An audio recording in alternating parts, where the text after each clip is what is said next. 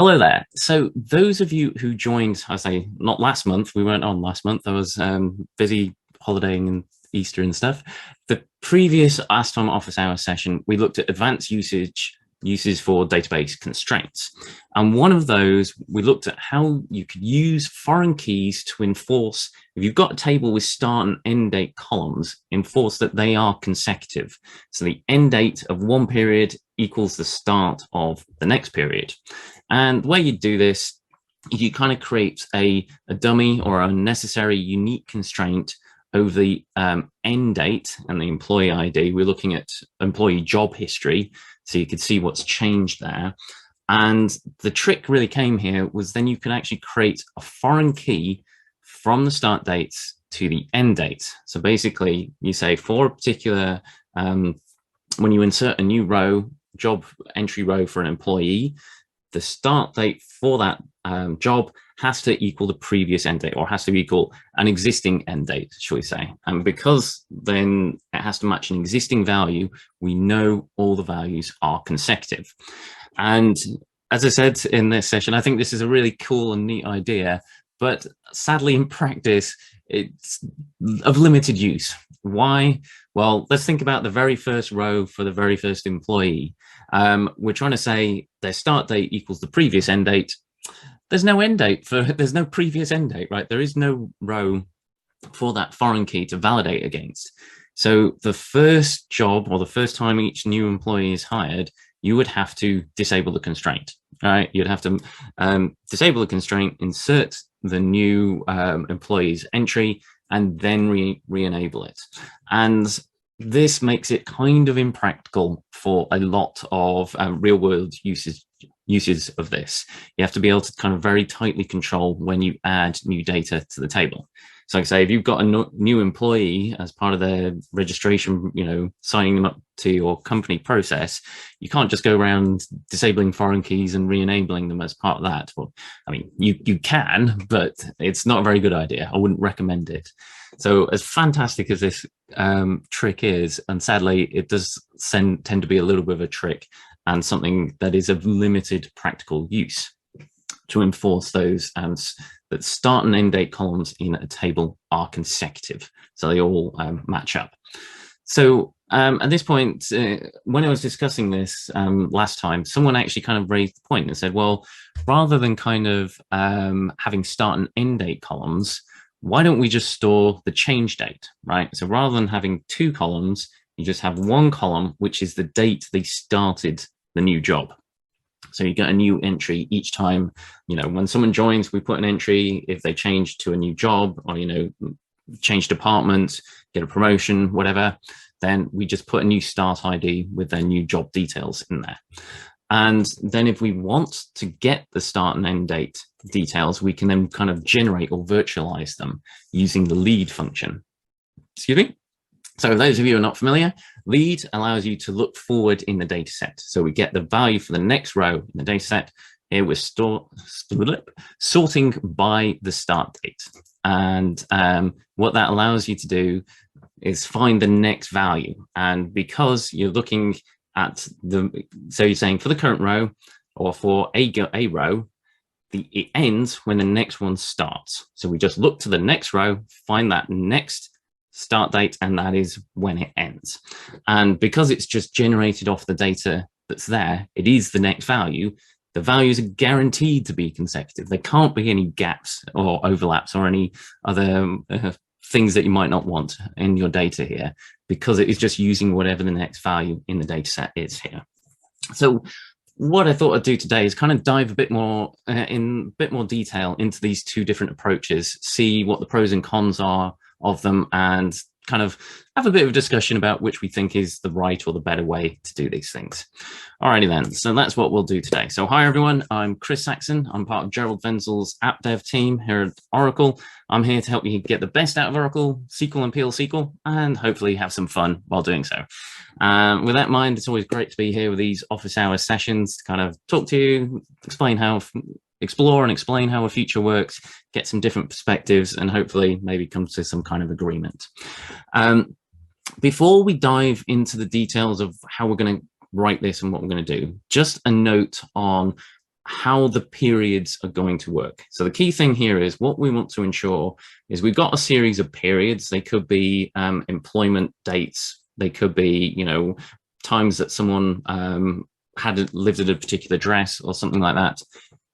What we're saying is if the values are consecutive, we've got our periods work like this. So they are closed open intervals. So a period starts at its start date, and then it's all the values that are greater than or equal to that up to, but not including the end date. So it's strictly less than the end date.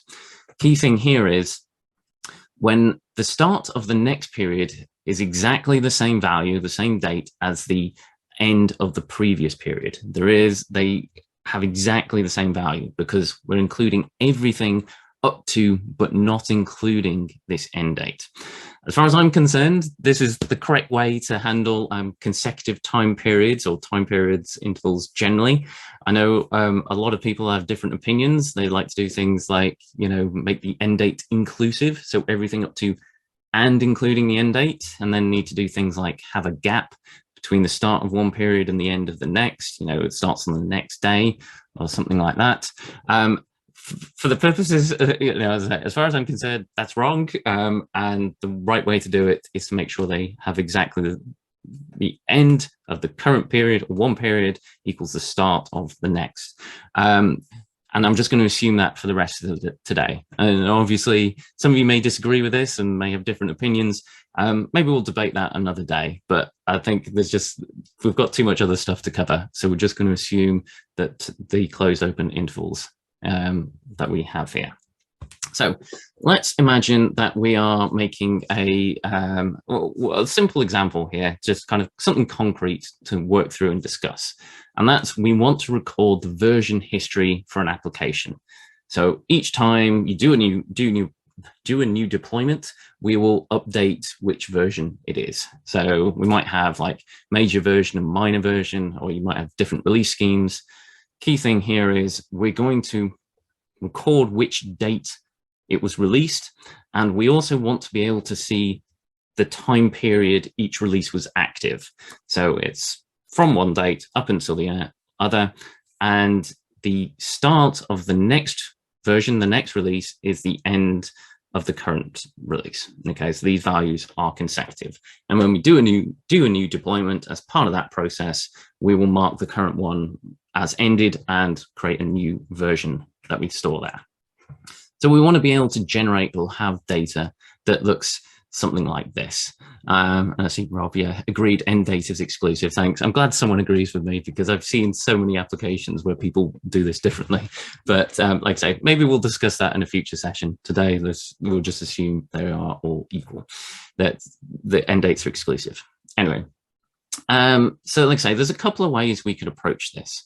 One is we could create our version table and actually explicitly store the start and the end dates. So when we do a new release, we put in the start date for whatever the current date is, and we'll discuss what we'll do with the end date a bit later. We'll come back to that, but we'll have start as when we do the release, and then we need to mark the other one as finished. So we can have our start and end date columns. There's two columns, or we can just have one column and literally just put in the release date. So as part of the release, we'll insert a new row to say what the version is and the timestamp for when that release took place. Then if we want to see when a release was active, its actual period, its start and end dates, we can create a view or just write a query which uses lead to find the next value in the chain. So at this point, I think what I was going to do is just like have a little bit of debate discussion, open it up for a vote, see what people prefer of these. Let me just check I'm getting the, yeah, that's the right poll. So hopefully you can see a poll on your screen to choose which one of these you want. Have one start and end columns or one column. Key thing to remember here is, we're talking about application versions. We want these to be consecutive, right? Because there should be no gaps in a version history of an application. Once it's live, it's always there. And again, it shouldn't be overlapped. Couldn't have two versions of an application live at the same time. Now, some of you might go things, maybe we can have things like rolling releases and stuff like that. Okay, maybe, potentially. Let's ignore all that for the moment. Let's just say once a new release is deployed, that marks the end date of the previous release, and they're always consecutive. There's no gaps between them. There's no overlaps, anything like that. So have your vote. If you've got any comments or thoughts on this, let me know.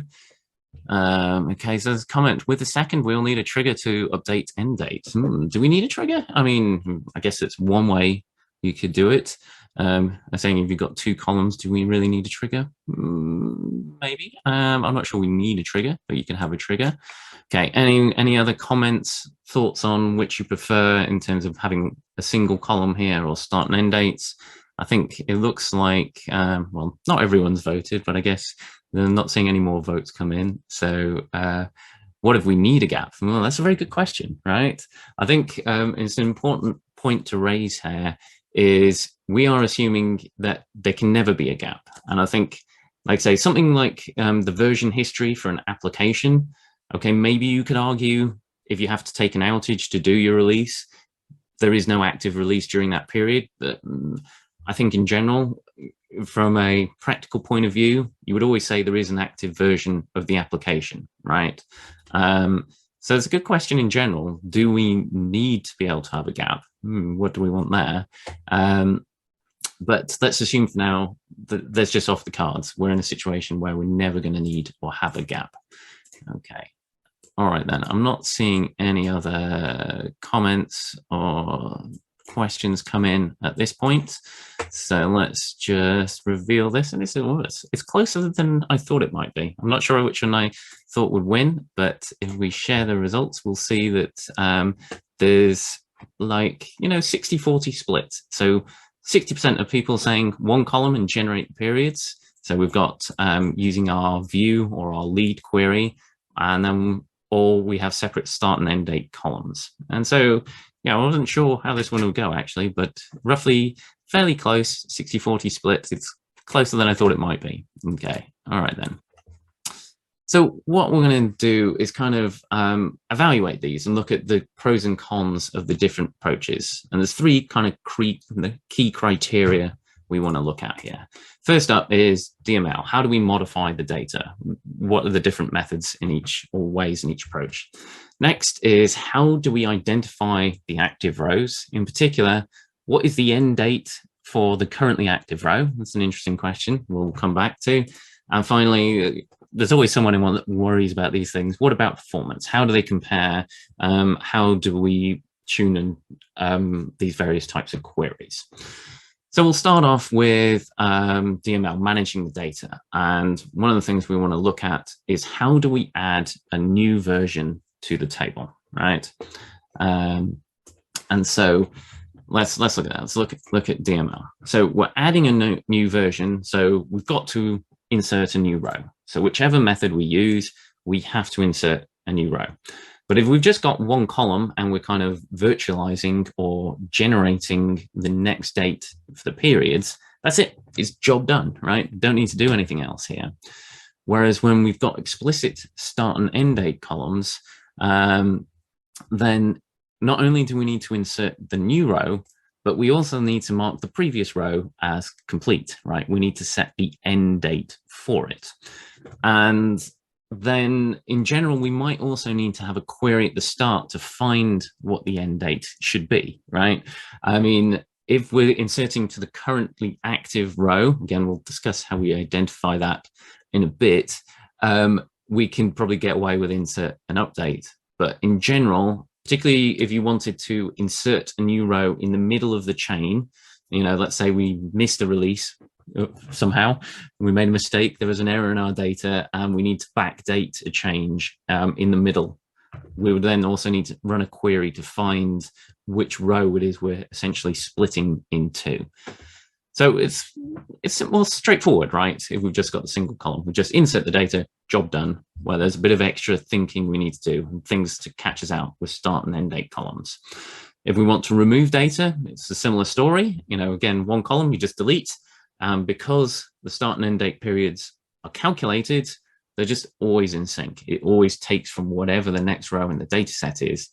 We don't have to worry about making it match up. But again, with actual explicit start and end date columns, we probably need to do some work to make those match up and work forward and things there.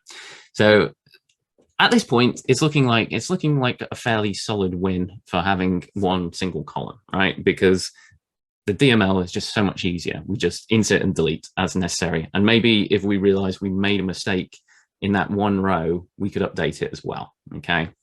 Whereas with start and end date columns, we're having to modify at least 2 rows each time, right? So straightforward, much easier with single column, right? Well, there is a little wrinkle here, and it's actually, someone's raised this point. It's like, there's only one column. How do you mark the final end date when there's no version following, right? Okay, this is a good question, good point. Let's imagine we've got our release coming up. There's a big release planned next week. So next Wednesday night, something like that. We know the current version is going to end, and we're going to schedule that, but we don't necessarily know what the next version is going to be, all right? Depending on your version numbering scheme, it may not be finalized until you've got the final build ready or something like that. So we know what is going to finish now is we have an end date for what's going to finish now, but we don't know when it's going to, we don't know what's going to come next. So this is where it gets a bit more interesting, because with the start and end date columns, well, we can just mark the end date for the current row, right? We can just say the current row will end next Wednesday night or whatever date it's going to complete. But what do we do if it's just one column? Well, we need a next row, right? To have an end date, we are generating those. So we need to have a next row to get the value from. And this means, you know, having some kind of placeholder or dummy data. Now, this example of kind of scheduling the releases is probably, you know, you're going, stretches this example slightly for a couple of reasons. First up, there's probably a good chance you actually know what version the next release is going to be, certainly if it's fairly close. Plus, I'm sure those of you who've been in IT for a while will have experienced, you know, the big immovable release date that's going to take loads of preparation, can't possibly move, everyone has to cancel their holidays for, and that kind of thing. Only for 2 days in advance, someone to go find some major issue and go, actually, we're going to have to reschedule, right? So it's kind of, you know, unusual for like our application version history that we would have that unbroken chain and know for absolute certain this is going to end, and we don't know what's going to come next. But in general, when it comes to start and end date columns, this is, or these kind of active time periods, this is something you need to think about. Good example over on Oracle DevGem. So our quiz taking platform, we schedule quizzes. We have daily and weekly scheduled quizzes. So as soon as we schedule it, depending on, you know, if it's daily, it ends on midnight the next day. If it's weekly, it ends on, well, we finish on Friday nights, actually. So we know when the quiz is going to end. So we need to mark it so we can have the countdown timer for it, essentially. But we don't necessarily know what's going to come next. We haven't always scheduled out in advance what next week's or tomorrow's quiz is, for example. So in these cases, we know we need to put an end date, and maybe we could put some kind of dummy placeholder row there if we wanted, but that's a bit dangerous, a bit risky, because there's always the chance that we'll forget it's not real data, right? And forget to schedule something, a proper new quiz for it. So this is something in general that you do need to think about when it comes to time periods. You may need to schedule something for the future. And when you've just got one column, there's no guaranteed great way to do this. So it's a good question, right? But how do we do it? So at this point, I was going to jump into a demo and kind of just walk through, recap what we've been through. So any other questions or comments? I'm not seeing any other questions or comments at the moment. If you do, just put them, send them over. All right then, so let's just set up. So let's say we've got our two things. We've got our version timestamps. So our single column, and we're just going to kind of, let's say, virtualize the start and end date. So we create that table, and then we've got our view using lead to look forward in the data set, find the next end date. So we'll create that view. And then we've got our start and end date columns where we've got them explicitly as start and end date columns. And of course, to make sure things always start before they finish, we'll have a check constraint to make sure that the start is before the finish. Okay. Otherwise, we can end up with all sorts of weird data here. Okay. So we've created our tables. I'll just load some data in. Don't need to worry too much about this. And we'll just double check. So we can see we've got our version history. And I'll just assume that we're doing daily releases. So we got kind of random release each day. Maybe a little optimistic, maybe certainly for database deployments. If any of you are doing daily releases, I'm interested to hear, keen to know, but let's just assume we are. So that's our single column. Then we've got our view, which I said kind of virtualizes that. And so the end is always equal to the start of the next row. So you can see the 12th of May, 2250, so 10 to 11 at night. And that is the end of the previous one. So these always match up, and they have to, because it is just the next value in the data set. We're not storing this, we're calculating it. And we just, for our actual physically stored table, it's the same data because I just inserted from the view straight into the table. So we know at this point, they're guaranteed to be in sync. Okay, so we've got our initial load here. So let's say we've got a new release. So we're doing a new deployment now, latest release, version 11. We were up to version 10.10. We're going to go to version 11.1. So we'll put that in and we can see that's in the table. We've got our latest release and it's today's timestamp, the current timestamp. And we look at our view, that has then automatically generated it for us. Didn't need to do anything else. Insert the row, job done, nice and easy. Very simple. What about with our start and end date columns? Well, first we need to find the active row. For the moment, I'm saying the current row has no end date, so the end date is null. So we need to set that timestamp and then use that timestamp as the start of the current row. So we'll put that in and we will have that version history. So we can see here they are the same value, but you'll notice I've assigned the value up front because if I called sys timestamp separately, if I put it straight in here, if I did like this, stuck 6 sys timestamp directly in there, these are going to be slightly different times. So there will in fact be a gap. So we need to make sure they are in fact the same exact value. So first little trap that might kind of catch you out here, right, is if you're calling some function to generate whatever the end of the current and the start of the next is, you might end up with slightly different values, ever so slightly different. So that was inserting, adding a new row to the end. So we're adding in the current row. What if we say we missed a release? So we've got our version 10.10 and we went to version 11. Somehow we did a release yesterday and someone forgot to run the script to mark the version. There is actually a missing version 10.11, which should come in between these. Okay, somebody forgot to do this. Oops. Okay, so let's insert the row there. So we'll go to sometime yesterday. There's our missing release, and we can see we've got our single column. We've got our latest and our missing releases, and it's just there. It's just in the table. And with our view, ta-da! It's all just done. We didn't need to do anything else. The start and end date columns all still just match up nice and easy. But what about if we, with us to our actual physical columns, start and end date columns? Well, first we need to get the end date for the row that we're going to split. So essentially we had this row, this notes row, and we want to split it into 2 is essentially what we're doing. So we need to get that end timestamp. I've got the for update clause here to kind of protect us for concurrency. If 2 people are trying to run this at exactly the same time, what's to stop us both clobbering each other's data, basically? So partly for that. Also, if the data is locked for whatever reason, we can do things like add a no wait clause. So you could get away without this, but in practice, it's very useful if, particularly if you're working in multi-user environments. So for this release thing, it probably won't matter too much, but in general application terms, it will. So we need to get that row, update the old one, and insert the missing one. There we go. We put that in, and then we can see we've got our missing release in, and the dates do indeed match up. Cool, job done. All right then, so then we'll talk about the problem of, well, what if we want to schedule the release? We know there is going to be a release tomorrow.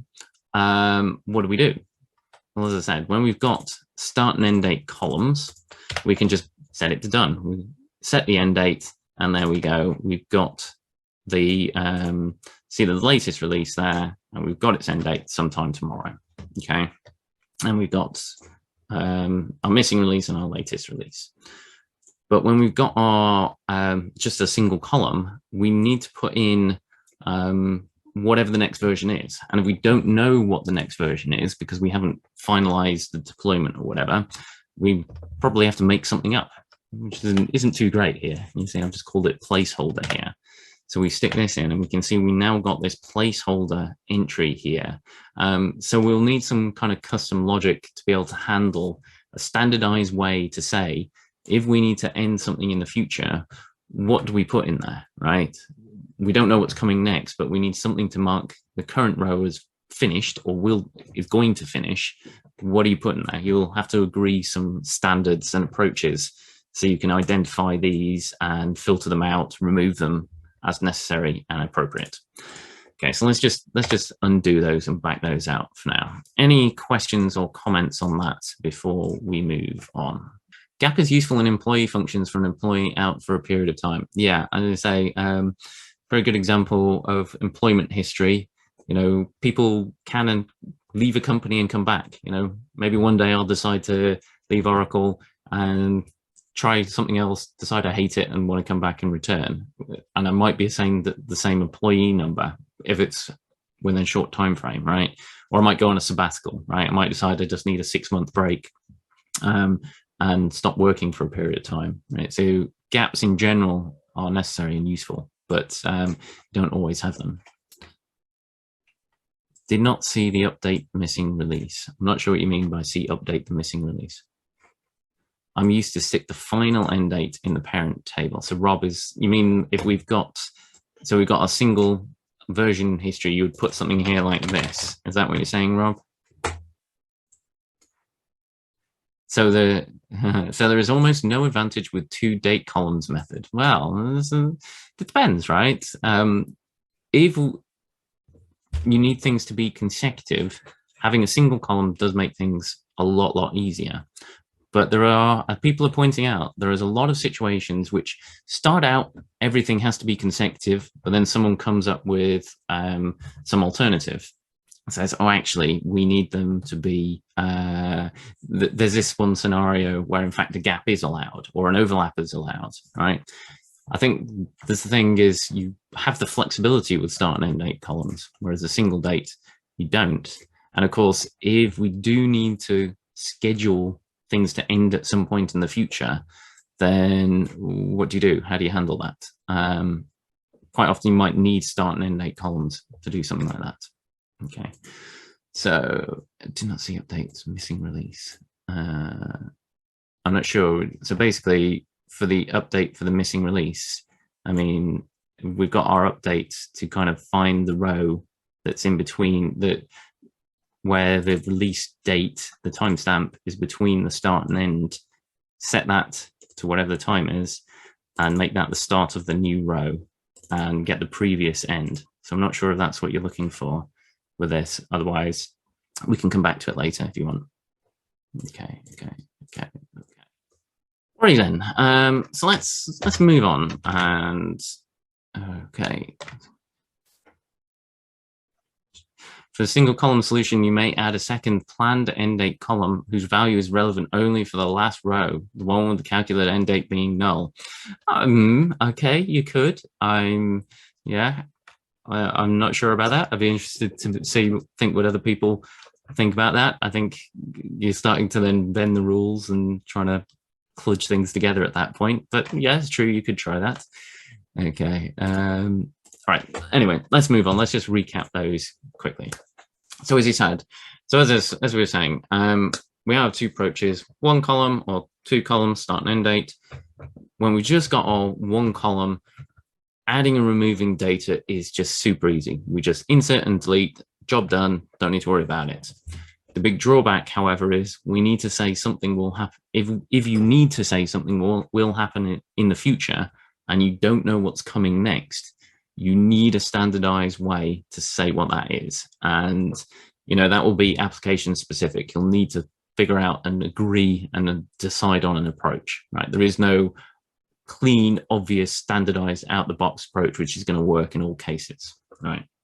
Start and end date columns, as I said, if we every time you change the data for whatever reason, you then need to kind of update the chain to make sure the values stay in sync. And it's super easy to make a mistake in this and get it wrong.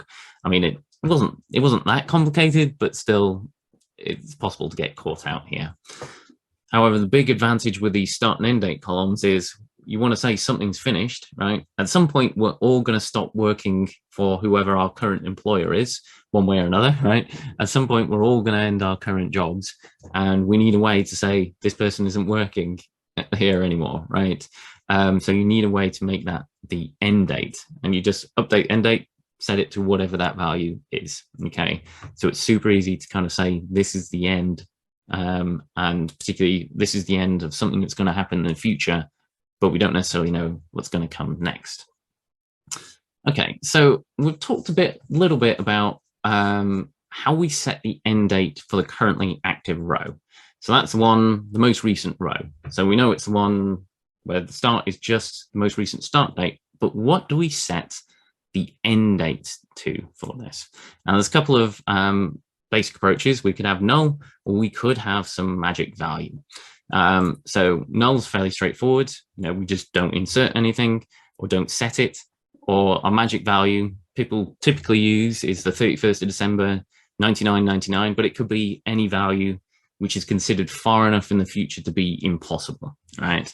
So again, this is something, let's have another little vote on this one and give me your comments, thoughts about which you prefer for this. So this is the thing. It's the currently active row. We don't know when it's going to end. It hasn't been scheduled. There's nothing scheduled for it to finish. Do we use null or do we do something in the future? If we've got explicit start and end date columns, you need to decide this up front, right? You need to decide it as part of actually designing, making your schema and come up and agree with the solution. Otherwise, people write the queries different ways and you can end up in a mess. But even if you just got a single column, we saw we were generating those start and end dates with lead, there will still be times when you need to think about this. What do we set the end date to for the currently active row? The advantage of the single column here is you can kind of decide on a case-by-case basis. You might decide in some cases you want null, in some cases you want a specific date, or maybe even the current date. Whereas in a table, if you're storing them, you need to decide up front and just pick one value and use it consistently throughout the application. So votes coming in still.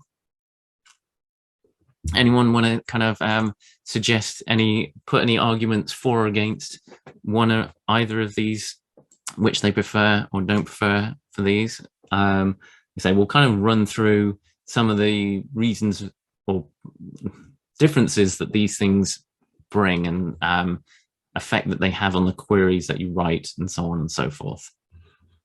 Okay, well, still a couple of votes coming in. No one being brave enough to kind of suggest a reason. Null looks cleaner. Okay, this an interesting approach.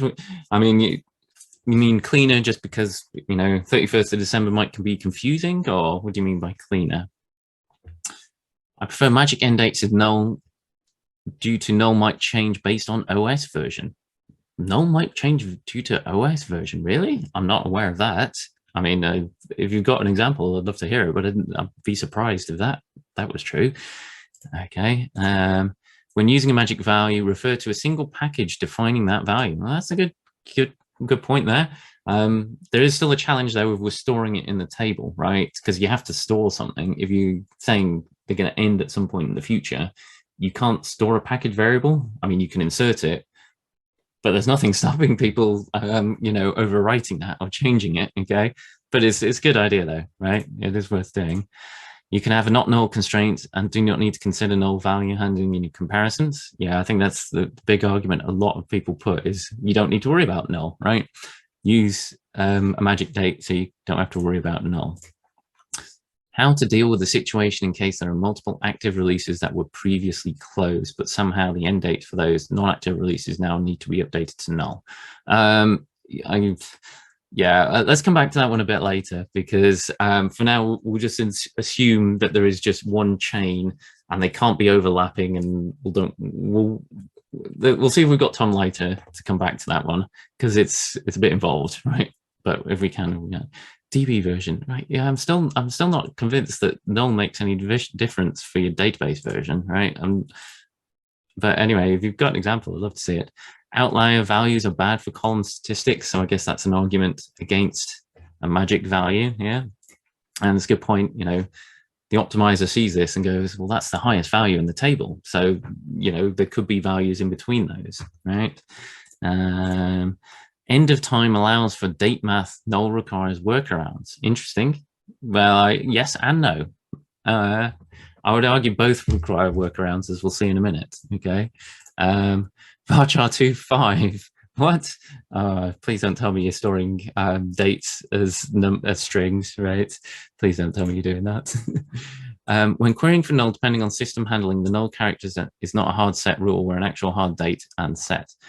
I mean, again, that might be true if you're talking about system files like text files and things like that. But for Oracle database, null works in the way it's documented, and that hasn't changed. Now, there are a lot of sort of inconsistencies and subtleties about how it works in different functions, but it is still documented, and that behavior in those functions doesn't change, right? So null, you're not going to upgrade Oracle database and suddenly null works differently. The world would probably end if that happened, right? So I'm not sure that's a good argument, but anyway, if you can demonstrate a test case, please, I'd love to see it. What happens when you reach the year 9999? Do you get a year, the year 2, not the year 2K issue, it's the year 10K issue, isn't it? It's a very good question, and I'm sure if any of us are still alive in nearly 8,000 years, whoever's working then might have some interesting problems, because it is, this will occur, because I know people do this, I've seen people do this, right? The very word magic date says it all. There is no magic needed in the database. Oh, it's a good argument. Yeah, interesting. Not specific to you work across many different databases. Okay, fair enough. Yeah, I would just say maybe you may work differently across databases. I'll accept that, but I'm not. If it works differently within Oracle database, I'd be gobsmacked, right? Okay, current date for the end date, but how do you store the current date, right? You'd have to. How do you, if we're talking about physical start and end date columns, you need a process to update it constantly. That just won't work, right? Okay. Yeah. Alrighty then. Okay, so let's reveal the poll. Let's get the results out here, and it's a bit more of a clear winner this time. Null takes the crown with a 70-30 split. Yeah, again, I wasn't sure which way this one would go, but it's a clear majority preferring null, but still a sizable number. So 30% of you preferring magic dates, and there was some good arguments both for both of them, right? So, for example, null can never equal null. Correct. Null can never equal null. But I think my point is that is standard behavior for null. You might argue that it's inconsistent in terms of it works differently in different functions, but it is standard behavior for null. Yes, you need to know about it, but that's just null how it works, and you've got to learn it, right? I mean, you have to learn how null works if you work with databases. Talked about it a few sessions ago. It's an unavoidable fact of relational databases, I think, right? Okay. All right, so let's kind of work through some of these things. So one of the big reasons why people prefer magic values is it makes the where clause for finding the rows active on a particular date a lot easier, right? Because you don't need to worry about null, as we don't have to worry about null handling. Because if you say, if the end date is null, null is not equal to, less than, or equal to, or whatever, anything. It's always unknown, so that will not return true. So we've got null, we need null handling, MVL, coalesce, whatever, some special logic and handling here. Whereas when we've got magic value, it doesn't matter which date you are searching for, you just do greater than equal to start, less than end, job done, don't have to worry about it, right? Nice and simple. And this is probably the biggest argument people make for using magic values, is it makes this query to find the row that's active on a given date super easy. And it's also the most common query you're going to write, or usually the most common query you're going to write against these date columns, right? But it is not the only query, right? It is not the only query. And magic values can lead you astray in other more unexpected ways. Let's say we wanted to find what the last end date is, right? What is the latest date that something ended? If we had null, well, in both cases, we want to select the maximum end date. And if we have null, you can just select null. You can just do max, job done, don't worry about it. But with a magic value, well, if we've got maximum of whatever it is, 31st of December 99, whatever that value is, it's going to return that magic value, right? So you need to filter it out, okay? So null, magic value solves the most common, perhaps most obvious query, but it introduces problems to other queries and in ways that are probably a bit more subtle. Let's say, take another example. Let's say we want to see, is there something that is scheduled to finish in the future? Right, we talked about, we might have the release that's coming up, or on the dev gym, we got our quizzes and we want to see the future finishing quizzes, everything that's going to finish after today or after now, right? With its null, we can just do find everything where the end is greater than sysdate. Where with our magic value, well, 31st of December 99 or whatever you picked is greater than sysdate, so it's going to get returned. It's not a real end date, so we need to filter it out as well, right? So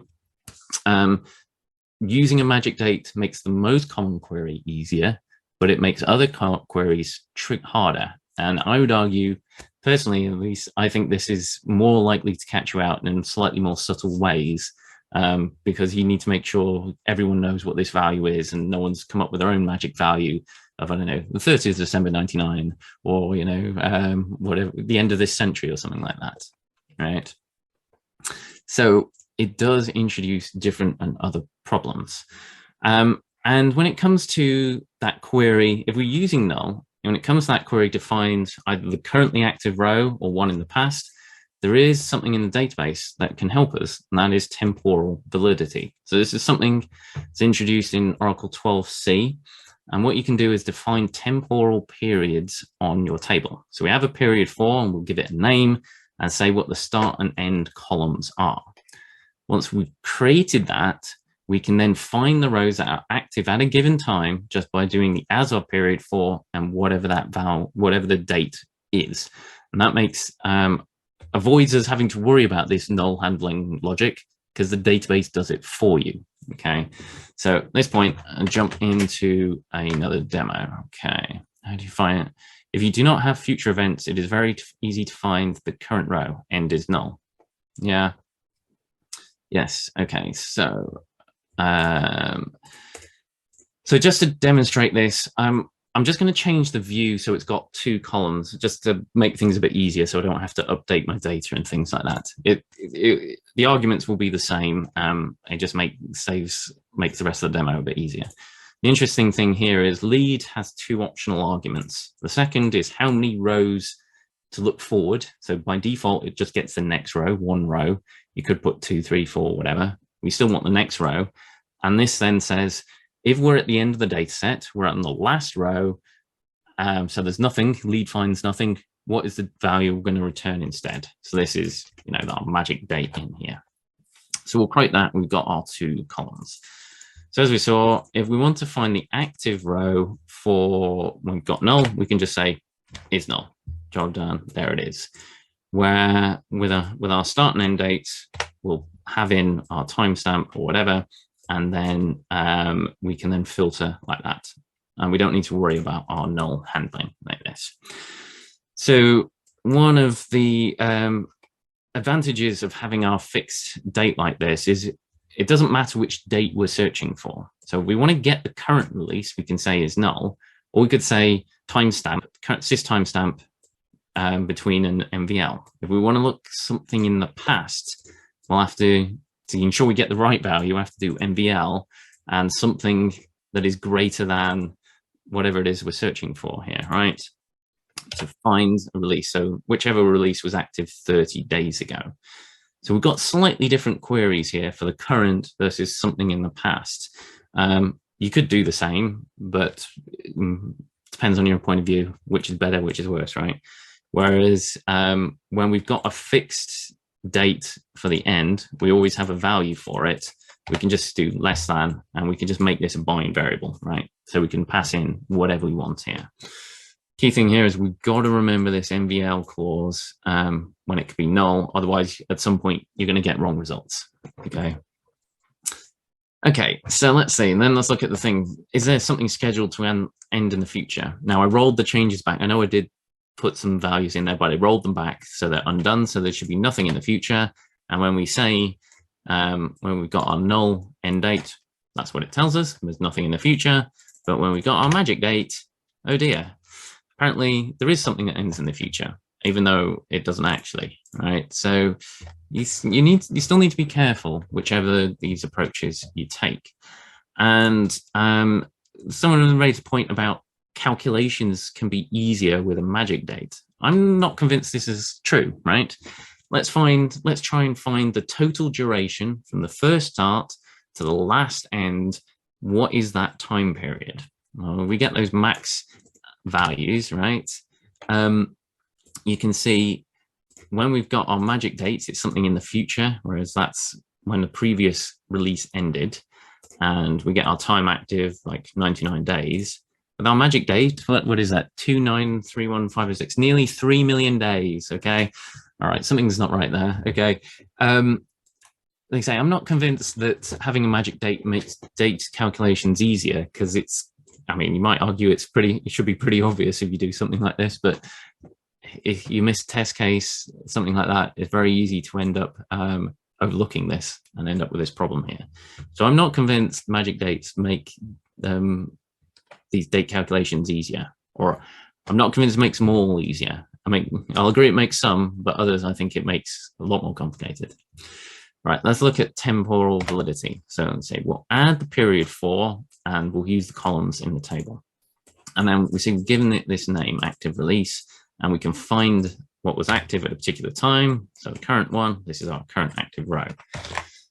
So to see what's going on here, we look at the execution, the explain plan. You can see the database, these access filter predicates, the database has generated these for us, okay? So you can see it's got the null handling or it's, greater than timestamp. So temporal validity makes these a lot easier. If we want to find something in the past, again, we can do that, and you can see it's got the values in there. So if your key argument for using a magic date is to make the where clauses easier, I would say use temporal validity, right? But this only works if you've got start and end date columns. I don't know where that's not quite right there. Oh, and also we can find the changes that happened in the time frame. So anything, all the changes in the past 30 days. So we can use this the version 4 period, blah, blah, blah, blah, syntax here. Key thing is temporal validity only is valid for tables. We cannot apply it to a view, okay? So we've got a single column and you're virtualizing it. You still got to think about things and figure out what you're going to approach there. Okay, I see there's some other comments come in, but we need to move on. We can handle those at the end if you want, okay? Do we need an index? Yeah, come into the next question. All right, so let's recap those. So the end date for the current rows, Like I say, if you've got start and end date columns, you need to decide this up front, what you're going to do. But even if you've got a single column and you're virtualizing, you still need to think about what the end date for the current active row is going to be, null or magic date. With null, the where clause becomes more complicated, but if it is on a table, we can use temporal validity to simplify it. With the magic value, magic date, the where clause becomes a lot simpler, but the big drawback here is it's possible to mistake that for real data. And as we saw, particularly queries that have max or min or whatever, well, it'd be max, of that end date can lead you seriously astray. Okay. So let's move on. Someone asking about indexes. Let's talk about performance, right? Everyone's favorite topic, SQL topic. There we go. So which is faster, or how do we do this? Now, I'm going to consider these slightly separately to start with because they've got slightly different tuning requirements. So 2-column versus 1 column. So to start off with, we've got our 2 columns, our start date and our end date, and we've got a query like this.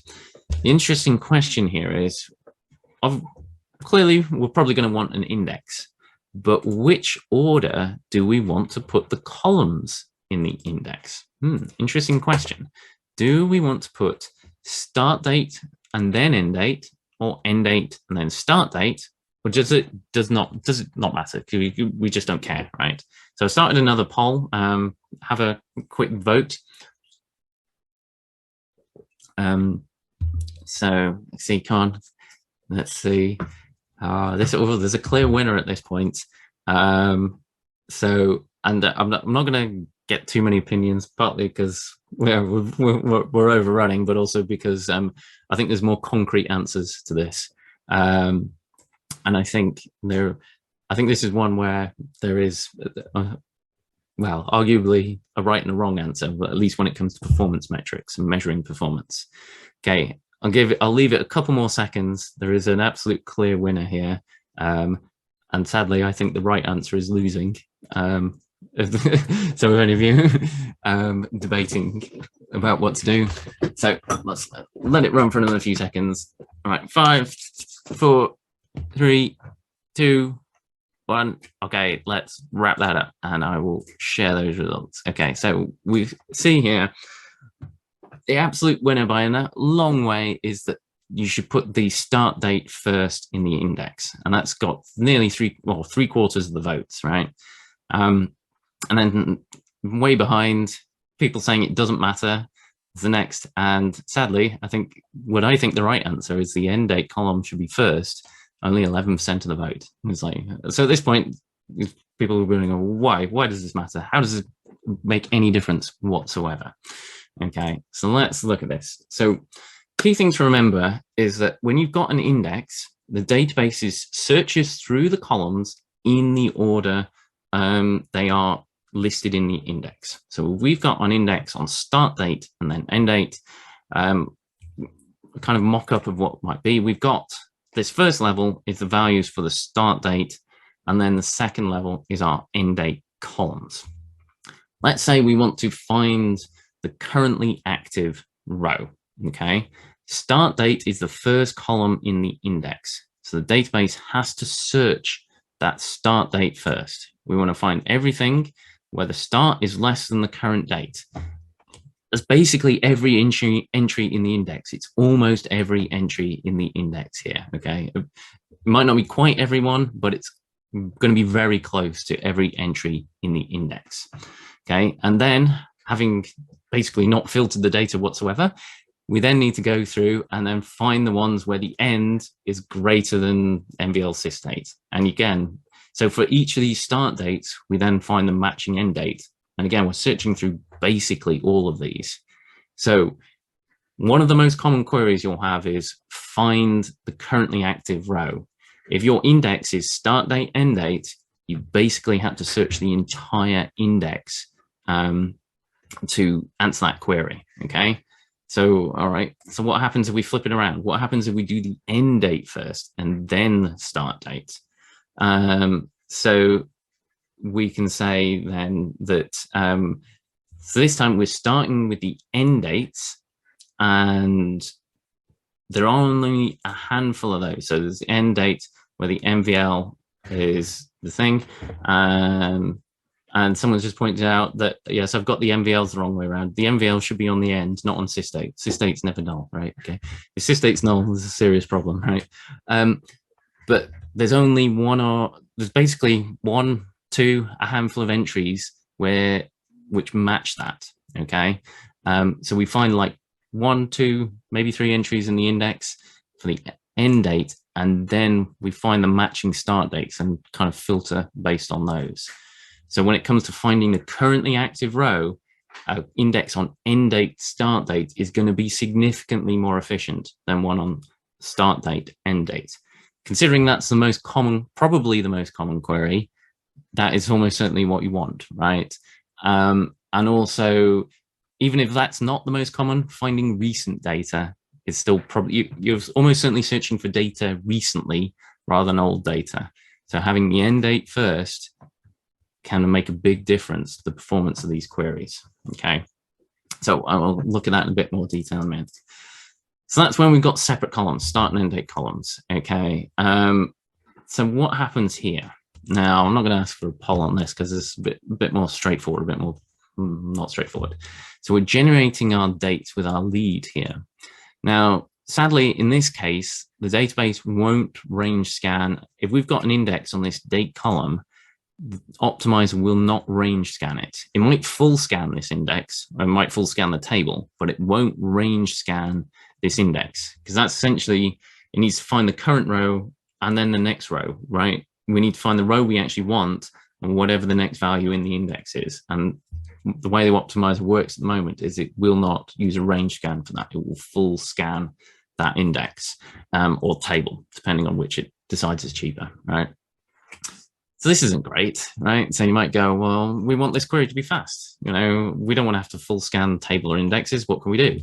And some of you might go, well, maybe we could create materialized view here, right? We'll create materialized view, refresh on commit, and then that will do the job, right? Sadly, you can't do that. I mean, you can create the materialized view, but because it's got that window function, analytic function lead in there, you can't make it fast refreshable, okay?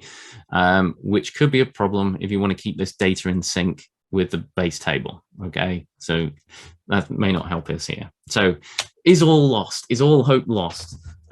Will these queries against a single date column be horrendously slow? Well, there is a solution, there is a savior, and that is to have a subquery that finds the date we're interested in. So we want to find the maximum date that is greater than the value we want.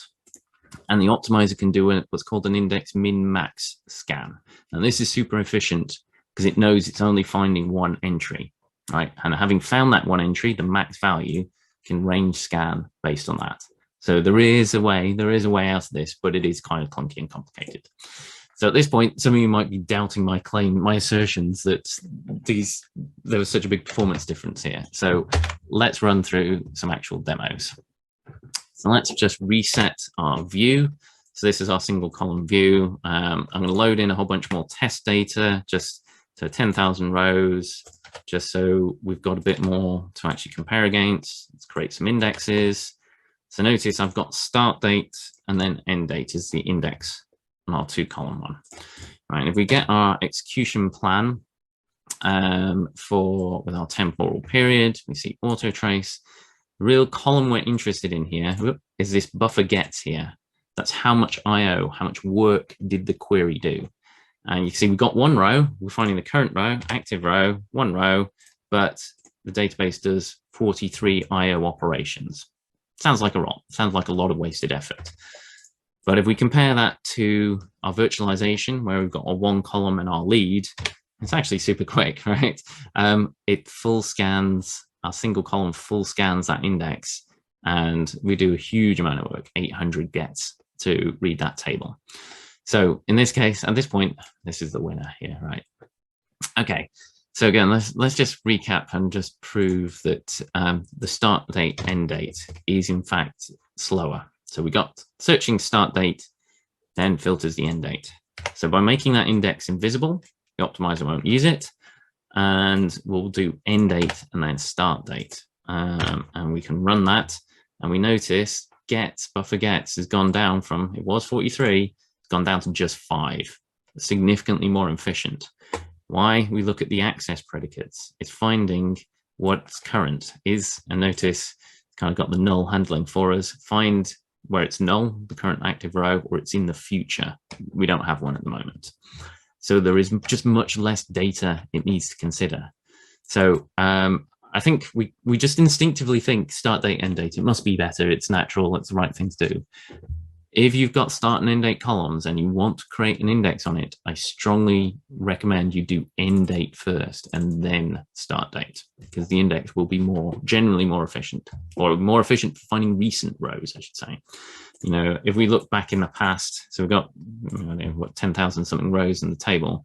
So we look halfway back in the past, we'll find, oh, just lost the thing, why ain't it working? There we go. So 25 gets was 40 something. So reading about halfway through the data does about half the work. Kind of makes sense, right? Kind of adds up there. So it's only, you should only have start date, end date if most of your queries always search for the oldest data, which would, at least in my experience, be unusual. Might not be the case for you, but my experience, that's unusual, right? All right, let's come to that view. And as we said, we've got our index full scan. That's not great. That's a huge amount of work here. Let's try and create a materialized view, fast refreshable. Uh-oh, it won't do it. Okay, we can't create our fast refreshable materialized view. You can create the materialized view in general, but if we just explain it, we can see why won't it let us do it fast refreshable window function in the materialized view. So any window function you have here will stop the database, allowing you to make it fast refresh on commit, which is a problem if you want to make sure this stays transactionally consistent. Okay, it might be acceptable. You can full refresh it whenever you want on some cases, but if you're relying on this to give accurate, up-to-date information, sadly you can't do it fast refreshable. So that probably won't work. Okay. So what about our max query here? Well, as I said, we run this and we're back down to 5 gets again. So nice and efficient here. And that's because, like I say, if we expand the options here, range scan, min, max, the optimizer knows we're getting the max value out of an index. Well, there's only one max value, right? So it's super efficient, nice and fast. And then we're just finding that corresponding row here. So this is pretty key. So this is the way around it if we've got our single column. Now, another thing to notice, if we go back to our view, which remember has got lead buried in there, we try and do that. We're back to the problem we had before. Oh dear, our subquery hasn't helped us here. We've got our min-max scan, but we've still got the full scan of the whole dang index. Right, okay. So we just give up hope and abandon things here, right? Well, there is another little trick. There is another way around it. Rather than using lead to look forward, we can use a funky little subquery like this, which finds the lowest date, which is after the date we're interested in. So we can run that, and there's nothing there, so it finds nothing, that's fine. But we get the explain plan for that. We've now got 2 range scan min-maxes, right? Got min-max, min-max again. So it does very efficient, very efficient, nice and effective. Really nice thing about this is it, unlike our start and end date columns, it doesn't matter which date we're searching for. So here we're getting the current date. If we want to find something in the past, you know, we work halfway back, well, it's still a min-max scan. We just go find the highest value, which is, or lowest value, greater than or less than the value of interest. It's still the same amount of work here. So this is actually the most efficient way, or more generally efficient than our start and end date columns. The downside, it's a pain to write, right? Most people don't even know, wouldn't even think to do this. And if you've got some kind of tool to generate your SQL and things like that, forcing it to do this might be a bit of a challenge, okay? So, and also, you know, if you've heard me talk about SQL performance before, and I've said, you know, only use each table once in a query, exception that proves the rule, right? I've used the same table 3 times. It kind of goes against best practice or standard guidelines for performance. So you can do this, but it's a bit of a mess, and you kind of got to know what you're doing, right? It's not obvious, and it kind of breaks what you might have done before. So to clear up what you said, you should create the index with the end date first. Yes, if you've got columns, start date and end date, and you're usually searching for the current row or recent data, then the end date should be first. Why? Because there are just fewer values which are in the future, which are after the value you're searching for. So I wouldn't say always, but I would say almost always you would want the end date first. Okay. I mean, with the query, it doesn't matter. You write the query the same way, but you create the index with the end date first. Okay. Yeah. Date subqueries are super common in the old PeopleSoft application. Yeah. I know nothing about PeopleSoft other than it's got it rather interesting, right? Stories people tell me. But yeah, key thing here is if you've got start and end date columns, you want that end date column first. And let's recap these quickly because I've gone way over the hour here. You got so involved, but we can hang around for a bit still. So just to recap on performance there. Like I say, if you've got table with start and end date columns, it is very likely you want to put the end date first in the index, end date, then start date, not the other way around. I mean, both work, both will use an index and will generally be more efficient than a full table scan, but end date, start date for finding the most recent rows will be more efficient. Okay. And that's not, this isn't something that's kind of up for debate. This is something that is provably, measurably the case. Okay. Single column is a bit more funky and a bit more interesting. We have to write these kind of min-max subqueries, which, I mean, they're perfectly doable, but it's kind of one of those, you've got to know the trick, right? If you don't know it, it's not the kind of thing that people just think of off the top of their head, or at least most people probably won't. I've seen very few people do this in practice. So it's a trick you got to kind of know, really. Okay. Recap on these, we're looking at, so if we were storing consecutive events and we talked about having a single event date column or start and end date columns. When it came to DML, if you've got one column, super easy, you just do insert, update, delete, that's it, job done. If you've got start and end date columns, you've got to add, remove the row you want, but also update all the other data to make everything stay in sync. It's just a bit more complicated, right? When it comes to the currently active row, the one that does not have an end date yet, do you use null? Do you use a magic date? Well, there's pros and cons to both, right? Both make some things easier and some things harder. Like all things, pick an approach, stick to it, and be consistent. Make sure everyone understands how it works, right? If you do use null on a start and end date column table, temporal validity can help you. When it comes to performance, think carefully about your column index column order, start date, end date versus end date, start date. And if you are just having a single column with an event date, those min-max subqueries can really help you and make things a lot more faster. So which is better? Which is better for storing consecutive rows? Well, as always, it depends. Okay.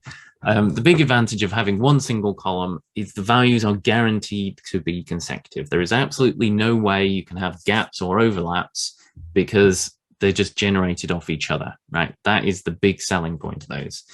But it's also the big downside because a few people have pointed out requirements change. Maybe it turns out that you do need a gap. We talk about application version history. Maybe there's going to be some migration and the app's going to be offline, and you actually want to say that there is no active version for the application because it's going to be offline for an extended period of time, and you want to represent that. I mean, you can kind of fake it by having like placeholder dates and things like that, but again, you need to be standardized and decided. If you've got start and end date columns, it doesn't matter. You just set the end date, start the new one, and there's just a gap, and you're fine. So personally, I would say that generally you'd use a single column for event logs. when you want to say when things happen specifically and you're not scheduling them to happen in the future, and then virtualize start and end dates as necessary, most of the rest of the time, just because requirements change and stuff, you probably want to store them explicitly and just accept that it is going to be a bit tricky to make sure that they're always consecutive in those cases. As I said, if you want the scripts, I've uploaded them onto LiveSQL, so I'll leave this on the screen for 1 second for you to take a quick screenshot and head over there and just get a copy of them, try them through yourself. Otherwise, all that's left for me to say is I really hope you enjoyed this. More importantly, I hope you learned something. It's great to see you all. Thanks for all the discussions, and I shall see you next time. Goodbye.